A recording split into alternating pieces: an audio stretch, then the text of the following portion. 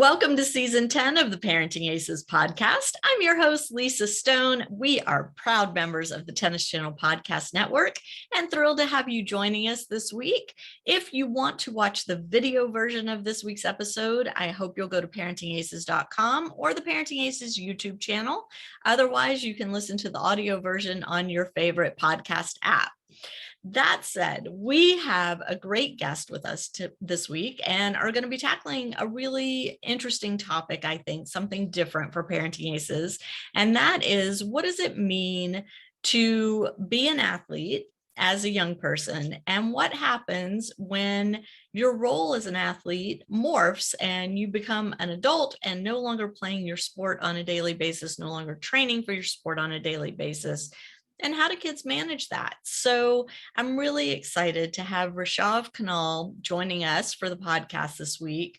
Rishav grew up playing tennis. He has had amazing jobs since playing tennis, and I'm really excited for him to share his journey with all of you and his thoughts on this whole notion of what happens when you're no longer playing your sport full time. Before I bring Rishav on, I just want to remind you, if you haven't already, we'd love for you to become a premium member of Parenting Aces by just going to our website and clicking on the join button. Also, take a look at our fun merch and our shop tab on the website as well. And for those of you on Facebook who are premium members of Parenting Aces, we hope you'll come join us in our Tennis Parents Only Facebook group. All right, all that said, I am going to bring Rishav on, and y'all are still having to deal with me and my technological issues. But Rishav, I see that you're unmuted. Oh, there you are. Yay. There it is. Magic. And I appeared. See, no tech problems whatsoever. You're doing just fine. I love it. I love it. Well, welcome to the podcast. Thank you so much for coming on. And I'm super excited to jump into this conversation. But before we do so, could you give our audience a little bit of your tennis story? Yeah. And it's funny, I stumbled on the podcast and I started, binging a lot of episodes, and with tennis being a big part of my life, it almost feels surreal for me being on the other side now where I get to be a guest. So this is incredibly exciting on my behalf. And for a lot of the listeners kind of tuning in, with my story, tennis actually becomes a really big part of my DNA, even though I didn't play in college. So long story short, background. So I was born and raised in Nepal, moved to the US in 2006. And that's really where, we had a pretty difficult upbringing, right? You're transplanting your whole life from one country to another, and food stamps, being the first person in my family to attend college, not knowing really what this American lifestyle thing is, all the transitions. And it sounds so cliche every time I say it. And I don't want your listeners to roll their eyes being like, oh, does Rishav think he's in this very cheesy Air Bud-esque movie? But the place where I was like, wow, I am improving, I'm learning. I found sort of quote unquote my home was at a tennis court. And that actually started for me in 8th grade. So my family and I uprooted our lives. So we moved to Norfolk, Virginia, and then moved to the suburbs of DC around Northern Virginia area. And tennis is a big community there. I'm sure it is for a lot of folks listening, in your local neighborhoods. I'd really never given it a second chance until a friend of mine just knocked on my door and he's like, hey, I want you to come play this sport with me called tennis. I'm like, okay, I played it on the Wii once or twice and I played table tennis. So I think I can pick it up. And funny enough, after that, I was instantly hooked. I didn't even have a racket at the time. And 3 months go by, I don't see the friend. He actually went back to Peru to visit his family. And in those 3 months, I was binging so much tennis content. When you're watching the major and you've seen so much on Saturday and Sunday, you're like, oh my gosh, amazing WTA events, amazing ATP. I can do that. I think Federer's forehand is incredibly easy. I can emulate, I can model. And then 3 months goes by, the countdown is over. My friend comes back and I get out there and I get my butt whooped. And that was a harsh sense of reality, but we kept playing over and over again. And my high school had a decently competitive tennis team. My freshman year ended up getting cut. The coach looked at me and said, you know what, Rishav, you worked really hard, but this isn't for you. We've got great players. And he was a lovely coach. But I was like, I got to do something. The sport means just too much to me. So I kept working hard, all self-taught. I gave the context of food stamps, all that stuff. even though I'm so glad to see tennis over the years has evolved so much where I feel like lessons have become a lot more accessible to a lot more people with group lessons. And if you want the private route, you can go, like all those different things. But we still can afford that. And thank goodness for YouTube. Thank goodness for blogs. Thank goodness for people teaching me the difference between a continental and a Western. And it has still remained a big part of my life. And now that I'm here in the greater Chicago area, because I moved out here for work, it's funny enough, at the time that we're recording this, a few hours from now, I will actually be going to Northwestern's indoor tennis complex because I've got group lessons there. So through and through, like little kid from Nepal, moving to the US, and tennis, I would say, has been the thing that has given me a lot of joy, personality, and just a feeling of acceptance throughout many phases of my life growing up.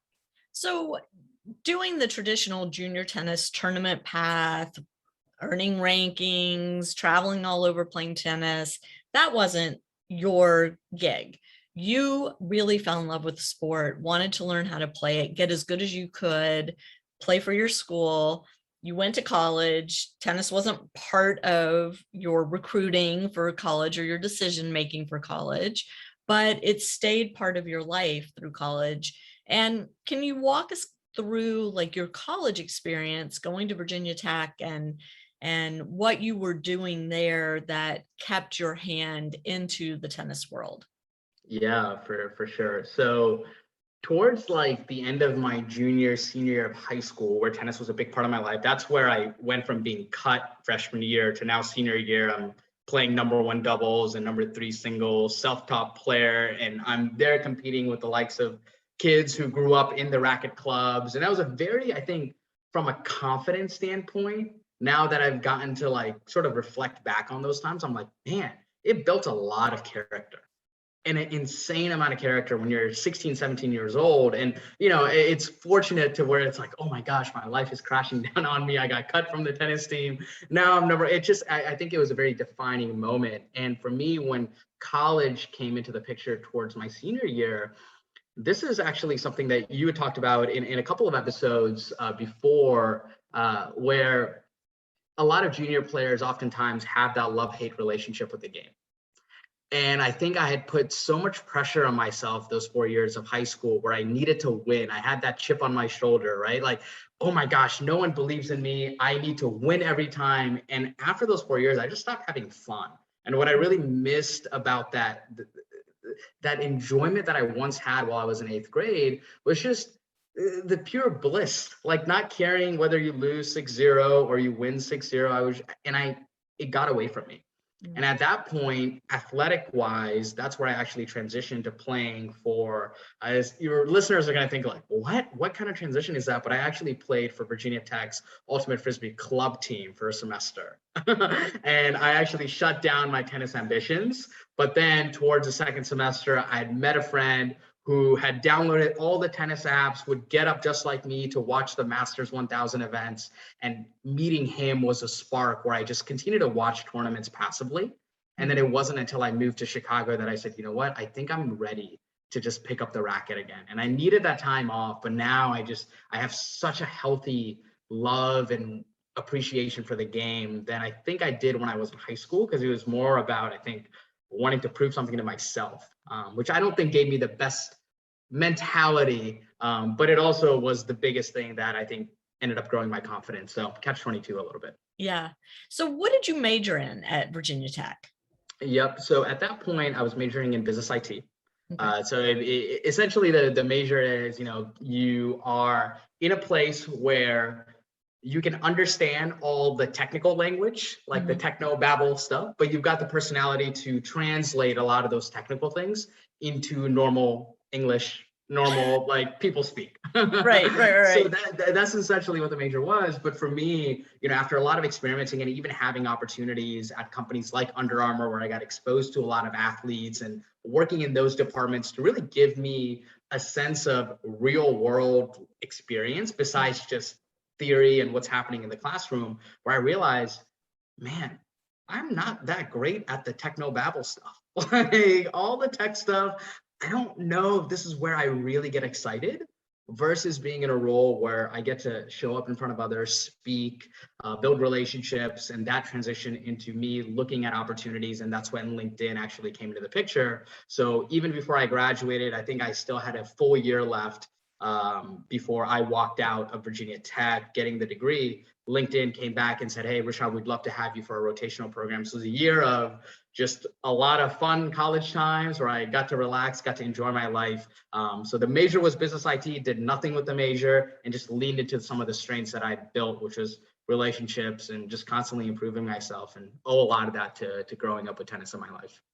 So I just want to let the listeners know you actually reached out to me after listening to a couple episodes and said, hey, I'd really like to kind of pursue this whole idea of what happens when you're done being the player and you're just kind of a regular person in the world. And what does that do to your self-identity, your self-esteem, your confidence?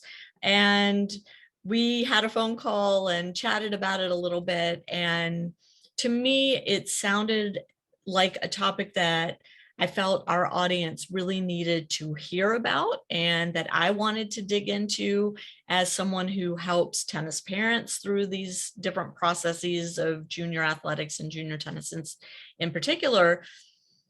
But what kind of made that light bulb go off for you that this was a topic that needed to be explored more deeply?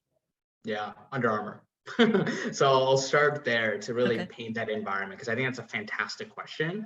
So present day today, after working at LinkedIn, and I mentioned this to you even when I shot you the email, where right now, throughout that journey, I ended up writing a book on the college to career transition, helping college students with their career development process. That's the business I run. I said, you know what, I'm learning a lot at LinkedIn, but I think there's a greater impact that I can make by helping current students and recent graduates develop the career readiness skills to break into these competitive companies. So that's what I'm doing present day. But the seed of what actually started this whole journey of mine that I went in actually came from Under Armour.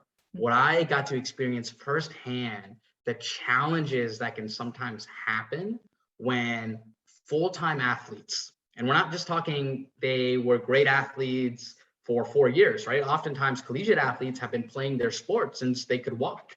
So they've been full-time athletes for a really long time, are now translating and transplanting themselves into a completely different lifestyle. Mm-hmm. So let me break that down a little bit more. So, the typical day, obviously, for a student athlete, for a lot of junior tennis parents and students, you see it on the wall, right? You get up, you hit the weights, then you go to class. Maybe everyone's telling you what to do, and then after that, maybe you go practice, you go hit some more, and you're thinking about tennis all day. And transitioning into the corporate world is very interesting. And this is, again, where I experienced it firsthand. I remember one of my friends who actually used to play tennis at Penn State. So he was one of my colleagues in the intern class. He was like, Rishav, I feel this big void. Like every day I wake up, yes, we have to go and do our jobs as interns and, punch in, punch out. And I'm excited about what I do, but I've never managed my own time. Mm. And I realized everybody else has always told me, mom's got to pick me up, drive me to the racket club. I got to go and practice. I got to speak with my coach. And now I'm completely alone. And the scary part was, and I see this happen with not only athletes, but a lot of college students in general, when they break out into that corporate world, is that void is often left, and they try to fill that by constantly drinking, partying, doing things to their bodies emotionally and mentally that really exhaust them. Well, and things that, because they've been athletes for so long, they couldn't do, right? Because it wouldn't help them get better in their sport or perform better or reach the goals that they had set. So I mean, I remember having this conversation with my son when he was in high school, and he was like, I'm committed to playing college tennis. And after college, this was maybe when he was 15, 16, we were having this conversation. After college, I want to try my hand on the pro tour maybe for a year or two. And then after that, I want to just fall off the face of the earth and party for a year and just experience that, because all of my friends get to do that and I don't. That is such a great point that you And just I brought remember up. hearing that as the parent and going, So oh my God, oh my God, how oh my did you God. feel as a parent? So like, It are was you just awful. like incredibly worried? Do you understand the perspective? But also at the same time, how do you balance that, right? Because I feel like if another parent came to you and said, Lisa, oh my gosh, my son told me he wants to experience, I feel as though, and this is just my gut again, like I'm not a parent, right? I'm probably closer to your son, James, than anything, but you'd probably go back to that mom and say, well, I would understand where your son is coming from. Yeah. And then your son comes to you, and now because of that emotional attachment, you've got so much worry. So at that moment, is that fear, or do you understand the perspective? Like, how are you feeling as a parent at that point? I mean, I totally understood it because I've had been going through this journey with him. So I knew exactly the level of commitment, the level of sacrifice that was involved. At the same time, I had have two older children, and they were not collegiate athletes. They were not high performance athletes growing up. They had different interests that they pursued, but nothing that took their time like tennis was taking for my son, and got to live a more normal, whatever that means, teenage existence. So I did understand his need to have those experiences at some point before he became a husband, a father, an executive or whatever, a full-time working person, that he was going to need that time to sow his wild oats, for lack of a better way to put it. But at the same time, of course, you're like scared because you think, oh gosh, if they have a taste of that lifestyle, like, it's easy to rein in your kid when they're still living under your roof or when they're in college and you're paying the bills. It's a lot more difficult to rein it in when they're adults and not living at home anymore, right? So yeah, I wasn't real 1000%. thrilled when he announced that, but I got it. And I think it's all part and parcel of that whole notion of, I've been a high performance athlete for the majority of my life. I need to experience what the other side feels like. Yeah, because their college experience is so different than the Yes. average four-year student that goes. Whether you're playing Division III or Division I, it's a very different regimen. And the friend that I spoke with, one of the big things that he mentioned, and this is a conversation we got into about how young people, oftentimes we go through this identity crisis, whether it's conscious or unconscious. And what he was, expressing to me was that, look, in tennis, when I'm there at Penn State, even in the junior level, like my identity was, okay, am I in the top 6? How am I performing? And now that I've taken myself out of this world and everybody's just sort of working and in their department, I didn't really know what my identity was.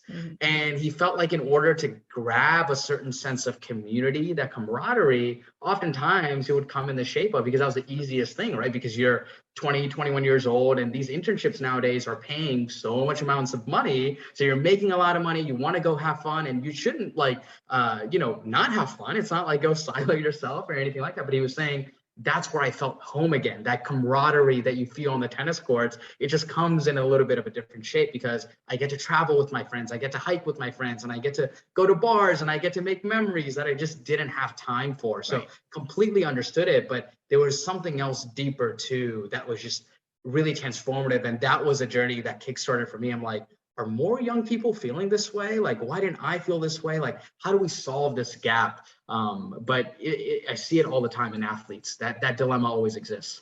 Right. And this is a subject we've touched on, kind of lightly in other podcasts and articles on parentingaces.com. But, it's the same thing that happens if a player gets injured and they're out of the game for several weeks or, God forbid, several months, and dealing with that feeling of, if I'm not a tennis player, who am I?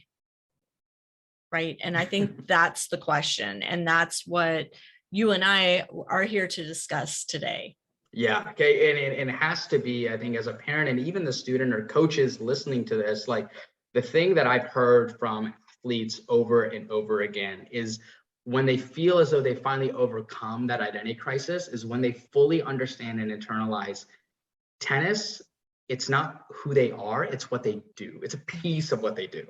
but they are a son, they are a daughter, they are just a human being, they have hobbies, and everything in life is just, the answer is always in moderation, Yeah. right? Like whenever you have too much water, sometimes that can even kill you. So Right. again, it's just moderating everything, and it's understanding that piece that I think is very difficult, especially for people who've always been in the spectrum of high performance from the time that they were 5-6 years old to the point where their brains have fully developed. Like, that's a crazy life to live, and it's hard for me to even fathom, even though sports was a big part of my life growing up. Yeah. So what advice do you have for these young people as they're transitioning from full-time athlete, whether it's at the varsity level in college or at the club level, because there's still that level of commitment there, to non-athlete productive human in the world? Yeah. For lack of I don't know, is there some kind of term that we use now when you're not a student anymore and you have to be a real grown up? Young professional is like the best one that I can come up with. All right, we'll use that. We'll go with that. Yeah. So it sounds like, I guess you're asking, like, what pieces of advice would you have for the students or the parents that are going through this journey when making the transition from athletics being a big part of your life and your identity to now transitioning into a more rounded version of adulthood, right? Where you've got jobs and other responsibilities taking over. And let me just, before you jump in, because you just said something that triggered for me, is the parent side of this. So not only are the players having to transition, but we as parents have to transition how we talk about our children as they're transitioning, right?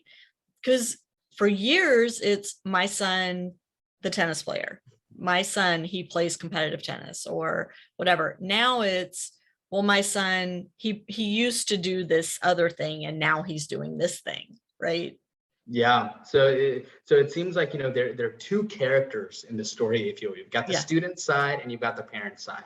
And I think the theme that I always recommend is first recognizing that when you come from experiences where your child has been a high performing athlete, there's so much stigma out there that says, like, if you look online, oh my gosh, only a few percentage of NCAA athletes make it to the pros, tennis is hard, all those different things. And I think that can oftentimes scare you because it has that clickbaity title to it where it feels like all they know is tennis and they don't really know how to do life, and the gap between adulthood and what they're doing is so big. First, like, don't buy into that fear mongering. That's the first thing, right? So what is the antithesis to that I've often seen? But oftentimes what happens is both parents and the students don't even recognize the golden goose that they've been sitting on for the amount of time that they've been playing tennis, which is companies, adulthood, and even in the context of quote unquote jobs. When you think about a very typical average student transitioning from an athlete to a young professional that went through the process, comparing that person with somebody that did high school, went to college, you as a parent and even you as a student listening will be shocked that those students who didn't have athletics in their life, this is the first time that they're getting feedback on something. Like, this is the first time that somebody is actually in a position where they're trying to make you better. They're telling you that, like, hey, you've got potential, but there are a lot of things that you can improve. And that level of, you see it in job descriptions all the time. Like, we need somebody who has soft skills, and we also need somebody who's coachable. And that's the thing that I share with parents and athletes all the time, is first recognize how amazing and a head start that you do have, because your child and you are every day, every waking moment are thinking, how do I get better? And those are the managers, when I speak with them about, hey, like, who have your best hires been? And this was typically what I was doing at LinkedIn. Oftentimes, guess what? It was the student athletes that played lacrosse at Stanford, tennis at wherever, track, because they're always in that state of wanting to go back to their manager, their colleague, and say, how can I get better? And tennis is a game about constantly improving, because you're never going to be perfect. Even Federer loses, right? As sad as it is to see, even he loses. So for the students specifically, what I would share with them is, once you've recognized your ability to seek feedback, Then the next thing is for you to go out and just develop relationships and find other people who understand your perspective so you can have that raw, honest conversation with them. Because the identity that I've seen as an outsider looking in during my time at Under Armour, whether it's football or track or tennis, there's a certain like unspoken DNA that happens when you're like, oh, like you played a sport? Oh, that's cool. Like there's something great that happens. And typically those are the conversations where students will often hear, go quote unquote network. And it sounds like so cringy, you get goosebumps up your back. Oh, so forced.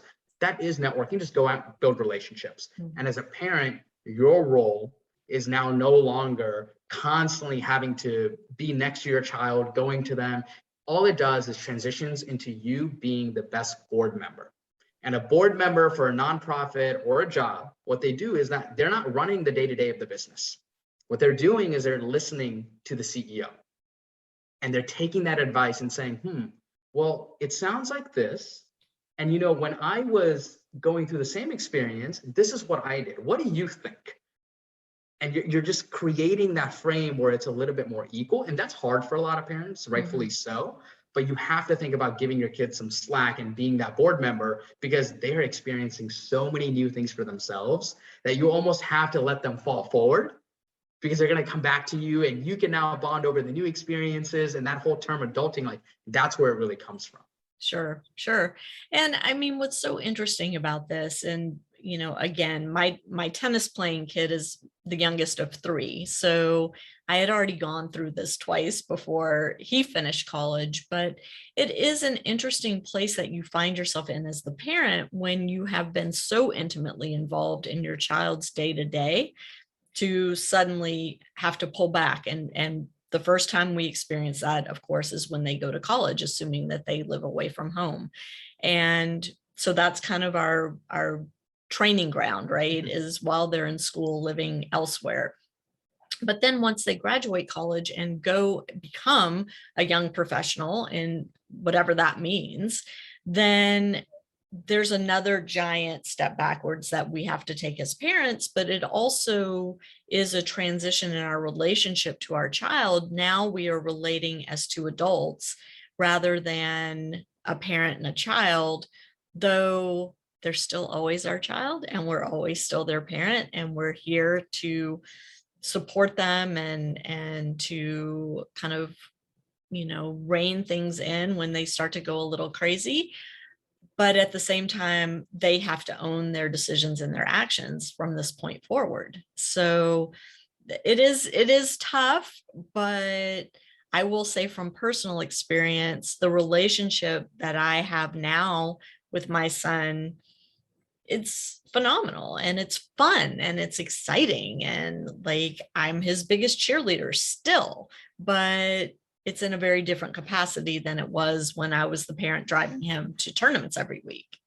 1,000%. And I think where it becomes what I've seen contentious, where like it's like two, gears grinding against one another with the student and the child, is specifically after college. The very typical transition is now, okay, we've spent 4 years here.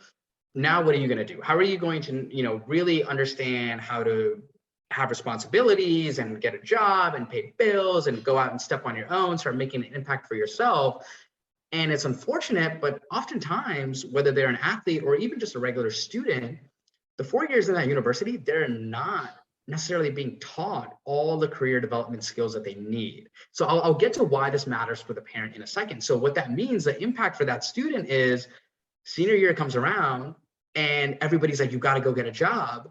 And everybody tells you, right, you got to go get a resume and do this and do that. But it's like, where's the how? Like students are really missing the how. Mm-hmm. And parents at that time, again, when it gets contentious, is parents hear it from other parents like, oh, my son Timmy is interning here and there. And then the parent comes back to the child and says, what are you doing?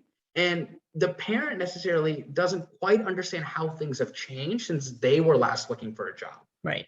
Like, what is an internship? What is a virtual interview? What does this mean? How do you do this at LinkedIn? So it's like two people communicating by using two different languages. Right. And I'm sure you can see how frustrating that can be because you've got the students seeking the how-to, but you've got the parents saying, well, just do that. But it's like that plays that you were telling me to do it, that doesn't give me all the information that I need. So that's where it becomes contentious versus the parts where I've seen it really succeed is when the student feels so foundationally strong, where they have the career development skills, where they feel like, wow, I can do the foundational things of building relationships with other people, going out and picking up the phone and having those soft skills where I can say, you know what, let me shoot off an email, just like what I did with you, Lisa, and be confident that it may not be receivable. That's okay. If it is, great. Let's make a relationship happen. And then the parent, what the impact of that is real quickly, and I'll wrap up here to give you some context because I'm curious to see what you think. When the parent sees that, and this is something my mom tells me all the time, it's incredible seeing you just continuously experiment with a bunch of things. And I'm so glad that that is something that I taught you growing up, is that if I'm stuck at an impasse of taking road A or road B, my job as a parent, this is what my mom tells me, is that I just tell you to take a road, and based on the data that you get, figure out how to adjust accordingly. I love that. And I'll say that, listening to you talk about this, Rishav, reinforces the message that I try to impart all the time about college recruiting and letting the student athlete own that process, drive that process, because the skills they learn by going through college recruiting are exactly the skills you're talking about that you need once you're ready to transition away from your sport and into young adulthood. I mean, how many horror stories have you probably heard through your grapevines of tennis coaches coming down to speak with the recruits, but what they're really doing is just 99% speaking with the parent? And it's very difficult, right? It's crazy. It's like, well, the student is the one that's going through the experience. So let's have them give voice so that those two parties can communicate, because if the coach is going to be a large figure in their life, both personalities have to kind of figure out like, hey, is this the right fit for the both of us? Yeah. And that comes in the context of interviewing. And this is something that I was actually speaking with Jill Hicks about, and she actually used to travel with the US Olympics like women's gymnastics team. And she now like works with like high school seniors going through the gymnastics process and all that good stuff. And this is something where we're going back and forth on is making sure that students realize how to interview with college coaches the right way. Right. And when they say interviewing, oftentimes you tell that to students, they feel this subservient, like, oh my gosh, you're gonna almost like a test, like I have to pass this exam. It's like, no, what you have to do is figure out and be really self-aware to go up to the coach and say, hey coach, I read your website. I watched a lot of YouTube videos of your former athletes speaking about what you do, the program that you have. And I feel like based on the skills and the experience that I gained, I'd be a great fit. But I'd love to ask you a couple of questions about what you see the program morphing into in the next few years. Right. If the student's able to do that, there's so much ownership in that process where they really feel like they're driving the car. And it's no longer, like you said, Lisa, you're no longer driving them to practice, metaphorically this time. Yeah.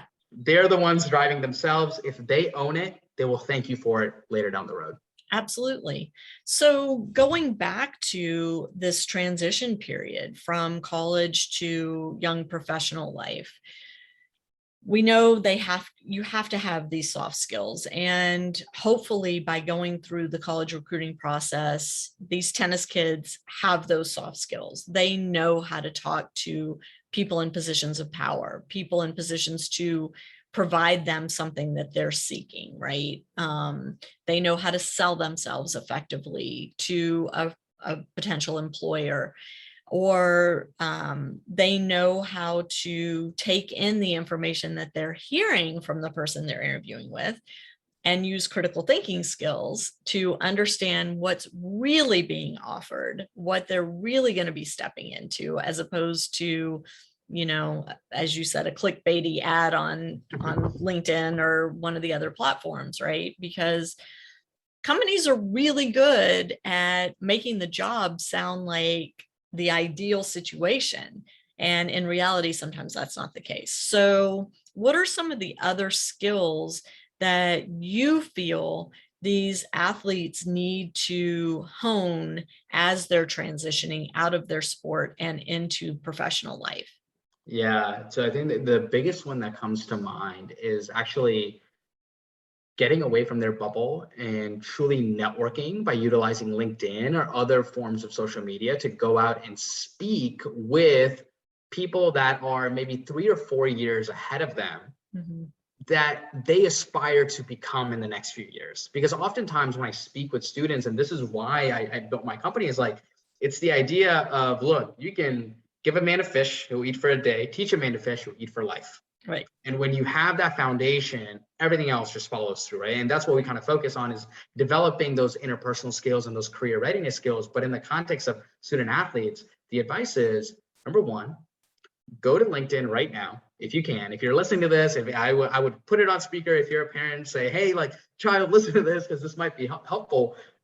Make sure their profile is complete.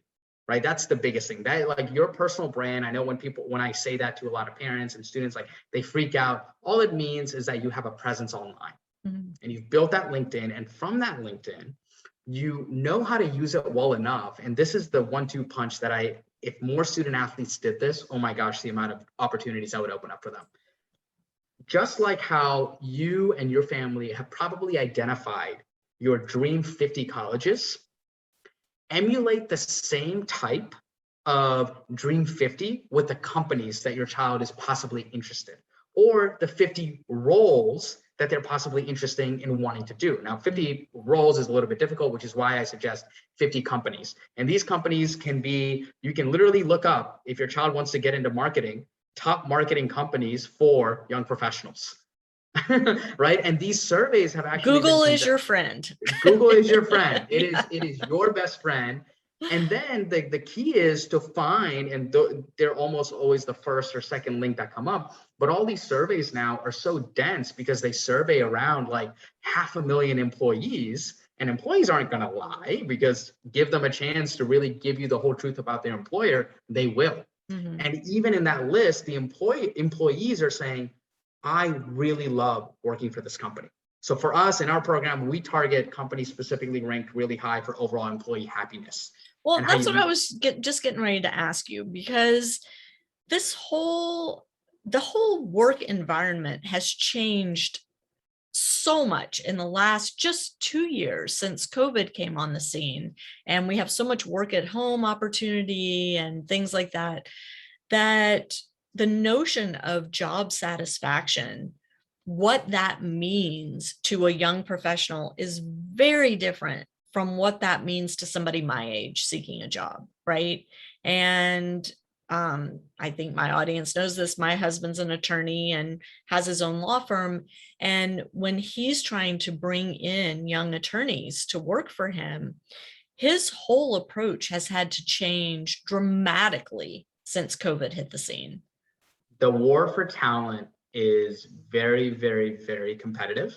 And it's not just about money anymore. It used to be just about the money.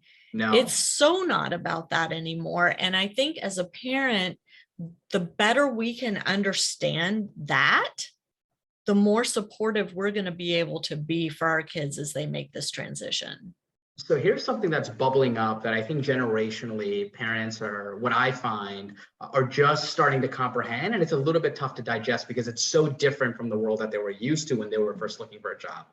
Whereas, what you might have, or you speaking in the general you of a parent, you all might have been used to the idea that you come into a company and your loyalty is the thing that society, company really values. Meaning you've been there, you've done it, you've climbed up the ranks, you've done. Now, that is actually sometimes a detriment. Mm-hmm. So what I've heard from a lot of folks in certain industries is that if you haven't kind of job hopped or looked after a couple of opportunities where you got a wide array of experiences versus just one company where you've done the same job or a little bit more over the years, that actually prevents you from getting to the next level, because companies realize recruiters, just like NFL agents, like they're seeking out the best players. Mm-hmm. And so when they don't see that on, your child's resume of like, well, why have they been there for 11 years in the same position? Like, what's going on? Versus have they moved up in the company? Have they moved away? Have they taken on a bigger impact? And it's no longer about money.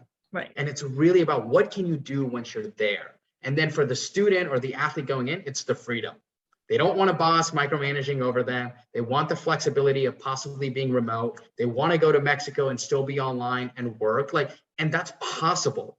Yeah. Companies understand that. I just think that's a tough thing for parents to sometimes understand, because it just breaks apart their worldview when they were first entering the job market, because it's so different now. Absolutely. And, one of the things I read pretty religiously is David Epstein's weekly newsletter, and he's the author of Range. And one of the things he's been talking a lot about recently, and it's kind of the crux of the book Range. And for those of you who haven't read it, go get it and read it, because it's super interesting and eye-opening, I think.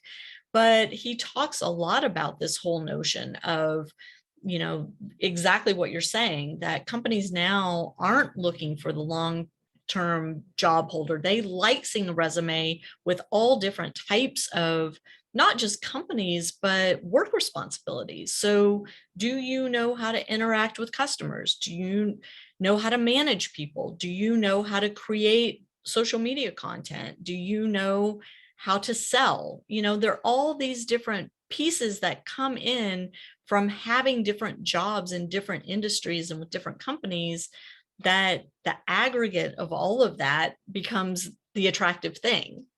1,000%. And I think for a student athlete too, for a lot of parents listening to this, this is how NIL really makes this space really interesting. And that's NIL, go ahead. Yeah. You were going to say it. I was going to say that, so now the NCAA is allowing athletes to use their name, their image, and their likeness to make a little bit of money, right? Where they can while they're in college, which is huge. So there are two aspects. Well, number one, you talked about what companies really like to see, which is a wide array of experiences. And typically you get those experiences through internships or apprenticeships, but typically more so internships. Mm-hmm. Oftentimes with a sport like football, where it leads into the fall, a lot of athletes have challenges working the internships because it cuts short and they've got to manage football, things like that. But other sports that don't cut into that, you want to figure out how your athlete can not only play their sport, but also find a way to get those internships while they're still in college that they can leverage on their resume to then leverage all of that experience getting into the first round interviews and their first job coming out of college. Now, let's assume your athlete is thinking about possibly going the professional route.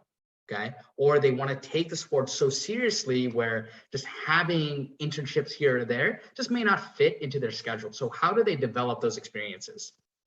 I think this is where NIL completely changes the game for a lot of athletes, because no longer are you restricted to having to work for somebody else to learn the skills that you just mentioned, Lisa, of building relationships, finding ways to sell yourself. And that comes from giving the athlete the confidence to build their own brand. Meaning, can they cold email their local restaurants saying, hey, I would love to be a sponsor for our local pizza shop. Here are my records. I really think I could walk around if you give me free pizza. Can we strike up some sort of a sponsorship? Right. Can I create my own content? Can I get paid for this? Think about the skills that you learn if you just package all that, put it on a resume. Oh my gosh, it's the same thing as an internship. Yeah. And you didn't have to sacrifice all those hours. So I think, again, it's recognizing that student athletes are in a really incredibly offensive position. The parents and the athletes just have to be proactive and recognize the position that they're in and take advantage of it. Right. Absolutely, for sure. And this whole notion of branding, this is, one of those shifts in language that I've had to kind of wrap my head around. And for me, my whole life up until very recently, branding was something that companies did for products, right? It wasn't something that human beings did for themselves. But with social media the way it is, and especially now with NIL, branding becomes crucial, right? It becomes crucial to future success. It becomes crucial to being able to market yourself as a desirable quantity to a company, to a business, to an employer. And this all starts again. I know I keep kind of pulling back to this, but as you're going through the college recruiting process, you are starting to determine your brand. You're starting to kind of ask and answer the questions about who am I as a person and who am I as an athlete, And how do I put all of that into a neat little package that makes me attractive to a college coach? Now you're taking that and trying to make yourself attractive as a package for a future employer or a sponsor while you're in school. So all of these skills build on themselves and help ease that transition again from I am an athlete to I am now a young professional out in the marketplace. 1,000%. And I think when parents oftentimes hear that, the low-hanging fruit of learning how to package themselves and learn the professional development skills that's necessary to do that, well, you'll hear, oh, our university's got a great career center. And the challenge is, and talk to your student because they will tell you, they will shoot it to you straight, is when those universities have so many students that they need to cater to, catering to just one-on-one, like every student is unique, but a student athlete is unique times two because their schedule, what they've gone through, their experiences. And so that was, again, like for me, that like spark where I kept thinking about it over and over while I was at LinkedIn and seeing this process where like the vision that I have and the business that, I've been building ever since I left it to go and do my own thing is building this career center in a box. Like, how do we take a student, coach them right within 6 weeks and give them the skills so that they can go out and get that dream opportunity at these companies that give them a lot of options to figure out, I think I don't really want to do this, but that's okay because I actually know how to get any job. So I'm going to take a couple of weeks off and go get the other one. So nobody has to be worried. Yeah. So we're coming to the end of our hour. So I want you to really dig into what you're doing professionally and what you're offering to these students. Yeah, and I think students inherently, because of online learning and the way they're consuming content, when I speak to them, they inherently get it. Not that parents don't, but I think I'll just sort of like put that teaser out there. But I think the easiest parallel for parents to say, okay, this makes sense, is if you have experience putting your child through SAT tutoring or maybe working with a private college counselor that made the process really easy for you and your child going through the high school to college process. That's essentially what I'm doing. But instead of teaching kids how to beat an exam or get into X school, what I'm doing is packaging my experience, coaching your child 6 to 8 weeks on developing the career readiness skills that they need through resumes, interview, networking, cold email, all the things that we need in life so that they can go out and break into companies ranked really high for overall employee happiness, companies like LinkedIn, Google. In fact, we just had a student that we worked with who came out of University of Wisconsin, played soccer there, and he was very lost. And then after coming in, working with us, before that, he was applying to, I believe, 150 plus jobs. Never really got one interview. It's a very he thought it was a numbers game, but came in about 3.5, 4 weeks later. The company that rejected him actually a couple months before, he got called back for an interview again after he submitted his updated resume, crushed the interview. And then as soon as he started that job after working with us, became like the #1 analyst or something because of the way he had done it. And he shared that win with me recently. And then we had somebody else who didn't even have to submit their resume. And he's now starting his job where he's working for Robert Herjavec, who's the shark on ABC Shark Tank. I'm a huge Shark Tank watcher. So. Oh, there you go. Yeah, I was gonna say. I think as soon as I had the word Robert out of my mouth, you were like, "Yep." Yeah, I nerded out about him as well. Yeah, that's very cool. So, how do people reach out to you? How do they get in touch with you to work with you?